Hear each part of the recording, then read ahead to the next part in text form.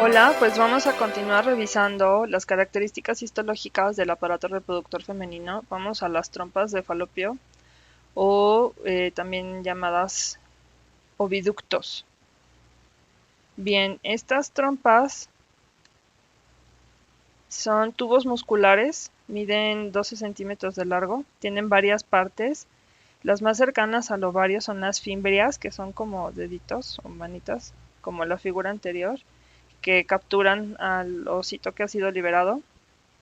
El infundíbulo, el ámpula, el istmo y finalmente una porción intramural que ya está dentro del útero. Este tubo tiene varias capas. Tiene una capa, la más externa es la serosa o adventicia, que está formada por peritoneo visceral. La que sigue es mucosa, que es una capa longitudinal externa y una circular interna. Y finalmente en la parte más interna tiene una capa mucosa. Esa capa mucosa está conformada por pliegues longitudinales que son más abundantes en la ampolla y más pequeños en la intramural. Esto nos sirve para distinguir las diferentes secciones o partes de la trompa.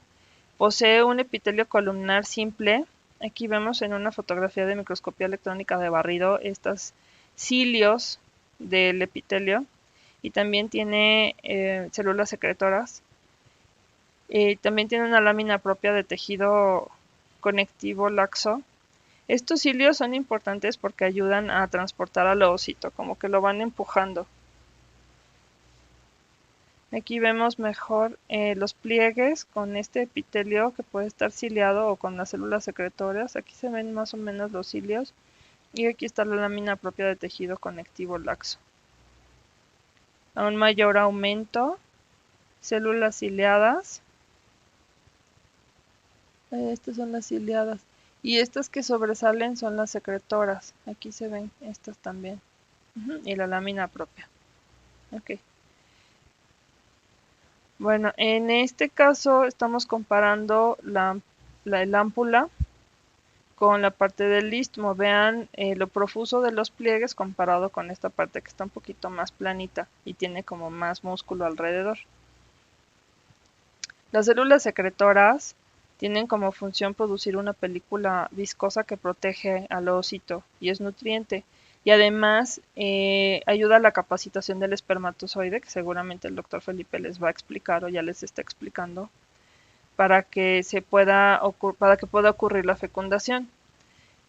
Ahora, viendo este dibujo, observamos la parte de las fimbrias y la parte de la ampolla.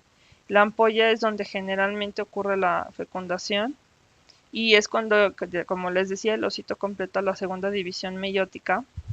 Posteriormente, este cigoto va a ser transportado al útero. Se va a tardar este transporte unos 5 días y posteriormente se va a implantar en la pared del útero, que será el endometrio. Por lo tanto, vamos a ver las características del útero. Anatómicamente, el útero tiene fondo, el cuerpo y el cuello. El fondo obviamente es la parte más profunda del útero. Histológicamente, estas partes tienen 3 capas. La capa más externa es la serosa o adventicia también. Tiene una capa de miometrio y tiene una capa de endometrio. La capa de endometrio a su vez tiene una capa que es un estrato basal y un estrato funcional. Vamos a ver cada una. El miometrio está compuesto por músculo liso. Tiene 4 capas, las externas son longitudinales. Y este músculo liso durante el embarazo va a sufrir hipertrofia e hiperplasia para poder albergar al producto en su interior. Crece, ya vemos, de manera bastante espectacular, porque normalmente el útero mide unos 8 centímetros de alto, de largo, pues, pero durante el embarazo puede llegar a crecer bastante. Incluso, porque ahorita estamos viendo un embarazo como normal, ¿no? Pero imagínense cuando hay más de un bebé, o sea, realmente crece mucho, por lo tanto, esta hipertrofia e hiperplasia tienen que ser muy profusas. El endometrio, como les decía, tiene 2 capas, una basal y una funcional. A ver, foto. Ajá. Tiene un estrato basal y un estrato funcional. Normalmente todo el epitelio tiene células ciliadas y epitelio columnar simple. Tiene lámina propia de colágeno tipo 3 y tiene unas glándulas tubulares. Estas glándulas se refieren a este tipo de plegamientos que hacen que se formen como tubos, que son esas glándulas. La capa basal o el estrato basal es el más profundo, tiene lámina propia y epitelio de superficie. Y la capa funcional tiene el resto de la lámina propia, tiene estas glándulas que expliqué y tiene el epitelio de superficie. Esta capa funcional es la que se va a delaminar durante cada ciclo menstrual. Además, estas glándulas, con estos tubos que dije, están conformadas por las arterias arcuatas. El útero recibe irrigación por medio de arterias uterinas que van a meterse al cuerpo y se van a ir hacia arriba y hacia abajo. Van a formar unas que se llaman arterias rectas y unas que se llaman arterias espirales. Las arterias rectas se van a encontrar en la capa basal, mientras que las espirales van a encontrarse en la capa funcional conformando las glándulas que he mencionado. Ahora vamos a ver las distintas fases del útero con base en el ciclo menstrual. Ya explicamos cómo las hormonas van produciéndose en la primera fase y en la segunda fase, preovulatoria y postovulatoria. Lo que uno esperaría es que después de la ovulación ocurra una implantación del cigoto. Por lo tanto, la capa funcional tiene que estar como más gorda, ¿no?, para recibir este producto. Vamos a empezar con la fase proliferativa. Sería esta. Aquí inicia con una mucosa de 0.5 milímetros. Está en la fase menstrual. Aquí, terminando la fase menstrual, ya se delaminó toda la capa funcional, de manera que queda una capita funcional muy pequeña, como decíamos, de 0.5 milímetros. El endometrio tiene un epitelio columnar simple y las glándulas son rectas al principio porque apenas están empezando a formar estas arterias espirales otra vez a crecer. Al final de la fase proliferativa, que es esta, sería justo antes de la ovulación, llega a medir unos 2 o 3 milímetros. Después va a ocurrir la fase secretora. Las células epiteliales van a empezar a acumular glucógeno, las glándulas se van a enrollar y se van a dilatar mucho y el endometrio va a crecer todavía más, porque acuérdense que justo después de la ovulación no ocurre la implantación, sino que todavía falta que ocurra la fecundación y que viaje a través de las trompas hacia el endometrio.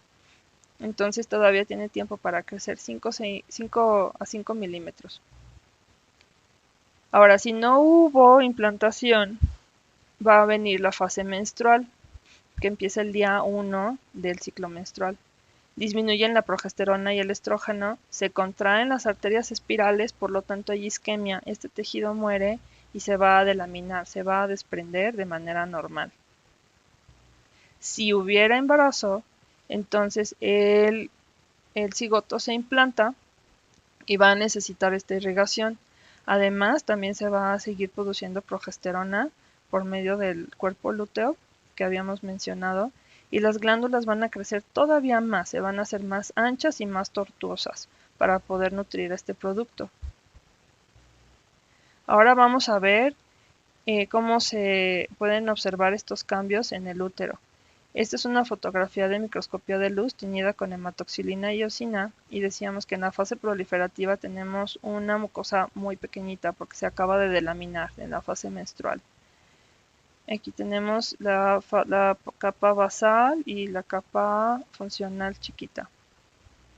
En la fase secretora, vean, las glándulas van aumentando, se van enrollando y se van dilatando. Empiezan a acumular glucógeno. En la fase menstrual se ha perdido, ya se delaminó todo. Ya no podemos ver las glándulas. El cuello es un área importante del útero porque tiene dos tipos de epitelios. Tiene el epitelio columnar simple secretor con tejido conectivo laxo. Luego viene una zona de transformación en el borde hacia la vagina y luego se encuentra un epitelio plano estratificado o escamoso. En esta fotografía de microscopía de luz podemos apreciar estos cambios. Sí, ahorita la vemos más grande. En esta fotografía de una colposcopía podemos observar esta zona de transformación en el cuello, y aquí se ve como una línea que limita la zona de transformación del epitelio plano simple, plano estratificado. Más adentro, donde no podemos ver, se encuentra el epitelio columnar simple secretor. Ahora vamos a observar, esta sería la parte más interna y la parte más externa del cuello. Aquí podemos ver las glándulas cervicales. Aquí viene la zona de transformación y se convierte en epitelio plano estratificado. Observemos entonces de epitelio columnar, zona de transformación, es casi una línea, y epitelio plano estratificado. Sí se nota mucho la diferencia entre los dos epitelios. Mientras que en la parte cervical, más interna, vemos las glándulas y el epitelio columnar. Nuevamente aquí tenemos la zona de transformación y el cervix externo. Aquí se encuentra esta unión escamocolumnar, es decir, de células columnares vienen las células planas estratificadas. Y aquí lo que está pasando es una metaplasia, es decir, una transformación del epitelio. Esta metaplasia es normal. Sin embargo, cuando es anormal es cuando nos preocupamos. Para poder identificar esto se lleva a cabo un Papanicolau, es decir, que se coloca un espejo por medio de la vagina de la persona y por medio de un hisopo o de una espátula especial se toma una muestra del cérvix, se coloca en un portaobjetos y se fija, y posteriormente se tiñe con la técnica de Papanicolau para poder observar las células escamosas, porque estamos tomando muestra del ectocervix y así se ven de diferentes colores. En anatomía vamos a ver un video de cómo se toma el Papanicolau con mayor detalle. Este Papanicolau es una tinción policrómica que nos deja ver diferentes etapas de desarrollo de estas, diferenciación, mejor dicho, de las células. Tiene hematoxilina de Harris, tiene naranja G y eosina sur, y de esta manera tenemos estos diferentes colores. Bien, ahora nos falta revisar vagina y mama. Son poquitas diapositivas, pero prefiero hacerlo en un último video. Entonces nos vemos en el siguiente video.